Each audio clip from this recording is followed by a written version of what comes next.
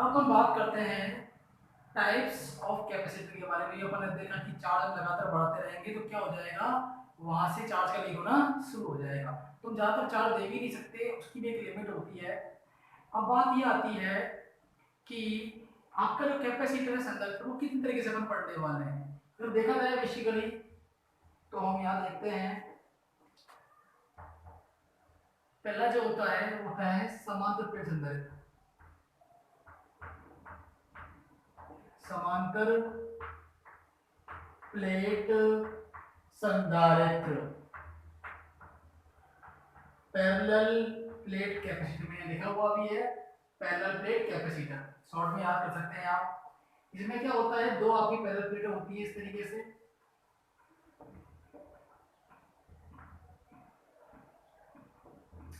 इसके पास plus charge होता है और इसके पास चार्ज होता है आपका बेटा जी माइनस चार्ज। इन दोनों के बीच की डिस्टेंस जो होती है वो डी होती है, इसका जो एरिया होता है वो ए होता है, इसका भी एरिया ए होता है। इस पर चार्ज प्लस क्यू, इस पर चार्ज माइनस क्यू, दोनों पर नेट चार्ज जीरो हो गया। तो होती है आपकी समांतर प्लेट संधारित्र। दूसरा जो नाम बता रहा हूँ वो होता है आपके पास में सिलेंड्रिकल, बेलनाकार, बेलनाकार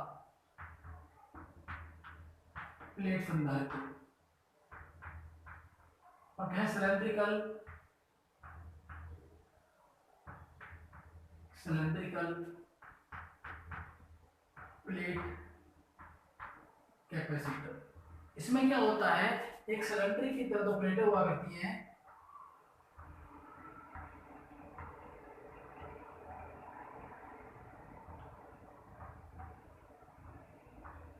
ये वाली पॉजिटिव चार्ज होती है और ये वाली आपकी नेगेटिव चार्ज होती है। ये कह सकते हैं इसके ऊपर प्लस चार्ज लिया और इसका बाहर वाला जो पार्ट है ग्राउंड कर देते हैं अपन।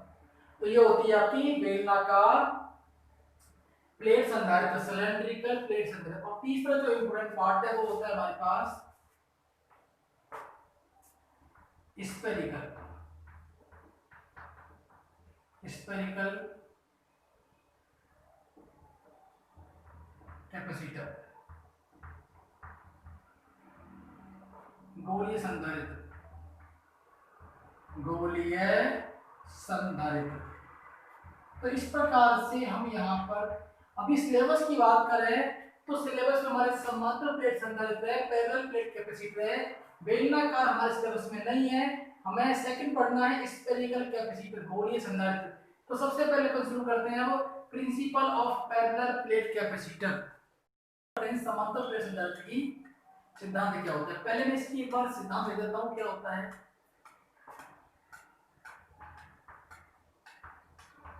किसी चालक प्लेट पर विभव को कम करके, विभव जो है विभव को कम करके, बड़ा सिंपल सा है, विभव को कम करना है, को कम करके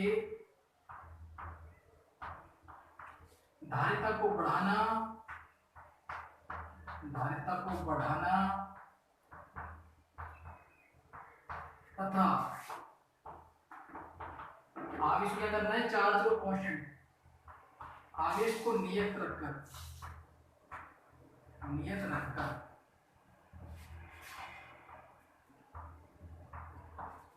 किसी चालक प्लेट में विभव को कम करके धारिता को बढ़ाना तथा आवेश को नियत रखकर की जाने वाली क्रिया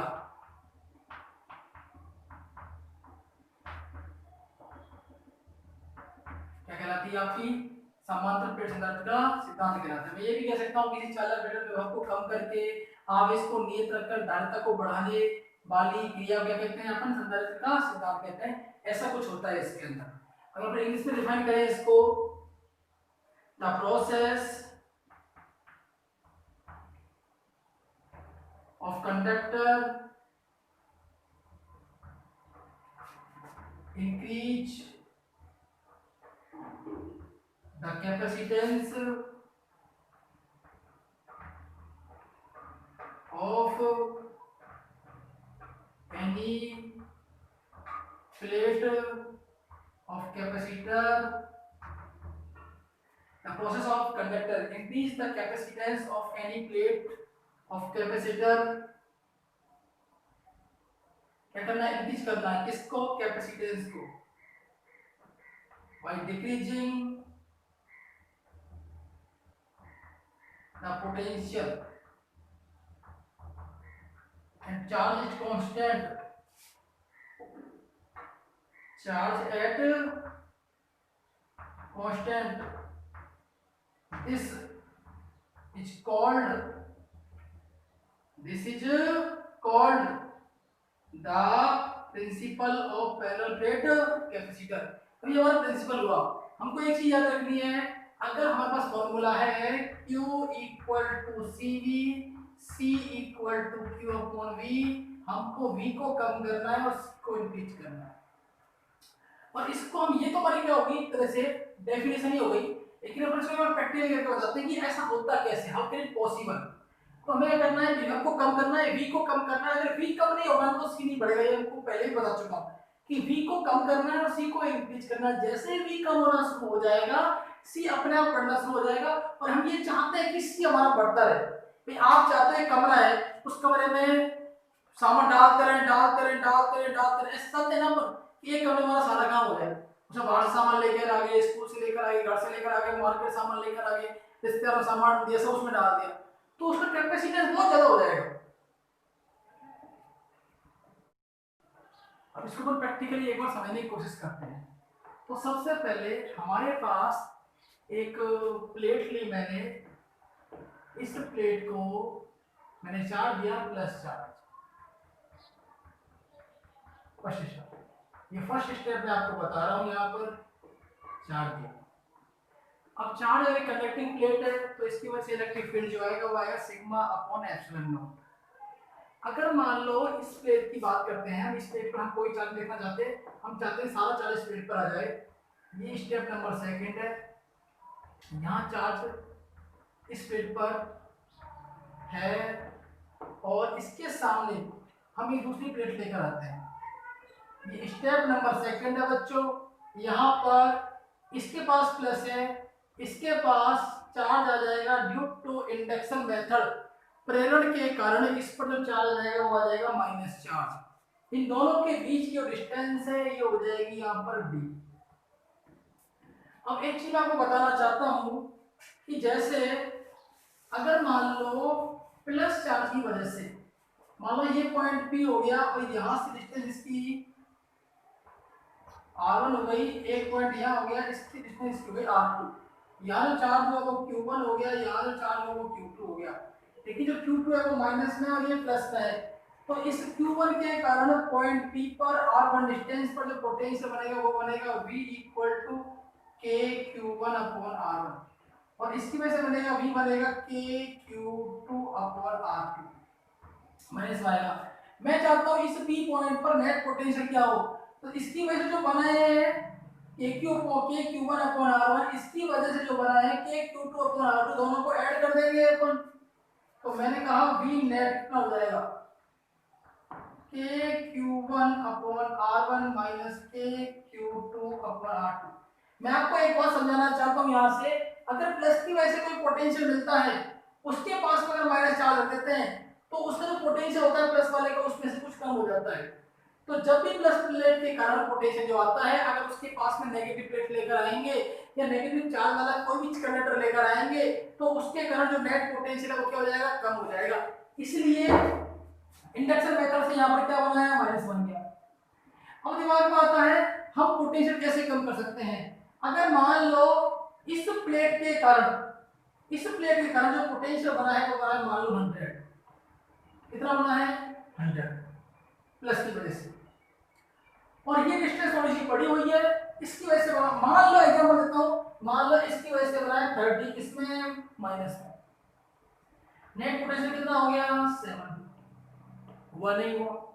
लेकिन हमारे दिमाग में एक चीज और आनी चाहिए, इस प्लस की वजह से बना है 100 पोटेंशियल, मान लो यहाँ इस जगह छोटी सी दूरी पर यहाँ पर पोटेंशियल बना 100, इस माइनस की वजह से इतनी डिस्टेंस पर यहाँ तक डिस्टेंस कवर की, पोटेंशियल आया माइनस की वजह से -30, नेट पोटेंशियल आया इस प्लेट के पास में, दोनों चार्ज की वजह से देखो शुरू में इसकी वजह से कितना मिल रहा था 100, नेगेटिव आया तो कुछ पोटेंशियल क्या हुआ, कम हुआ।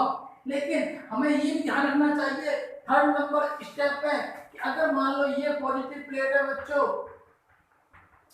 और इसके सामने ये नेगेटिव प्लेट है तो इधर भी तो पॉजिटिव चार्ज आएगा ना।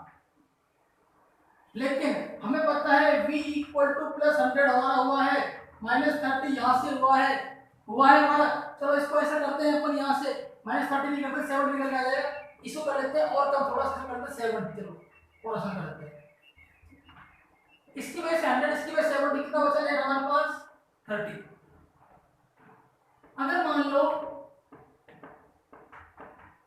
कितना आया 30 आया, अगर यहाँ पर इस प्लस प्लेट की वजह से कुछ पोटेंशियल और ऐड होगा,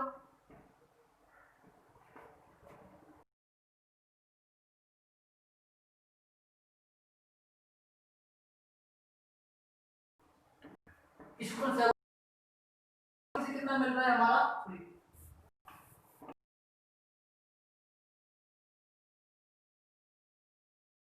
की वजह से। अगर देखा जाए चार्ज की है तो यहाँ से इस पर इलेक्ट्रिक फील्ड इंड्यूस करेगा, पोटेंशियल आएगा। मैंने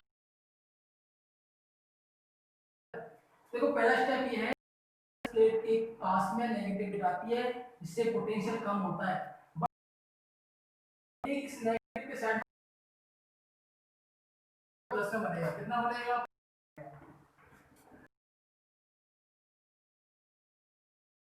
आएगा -100 -30 कितना आ जाएगा 70, 70 प्लस 20 कितना आ जाएगा 100 था,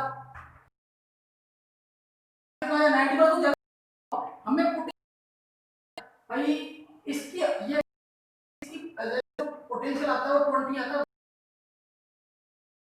P इक्वल टू होता है K क्यूब, अगर आपकी इनकी होती है तो पोटेंशियल आपका ऐसे काम ही लगाना है हम चाहते हैं, तो उसके लिए क्या हो जाएगा इस वाली 100, इसकी वजह से कितना मिला अपन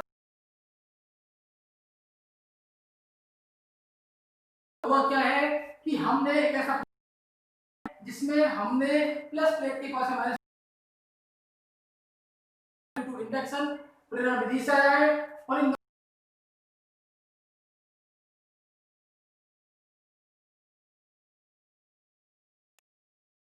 तो हमने क्या किया, क्या हमने चार्ज किया, चार्ज आपका कैसा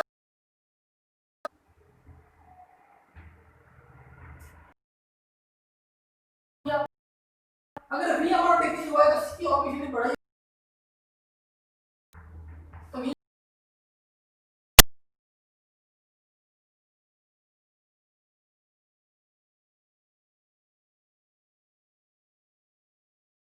के बारे में इलेक्ट्रिक फील्ड कैसे निकाल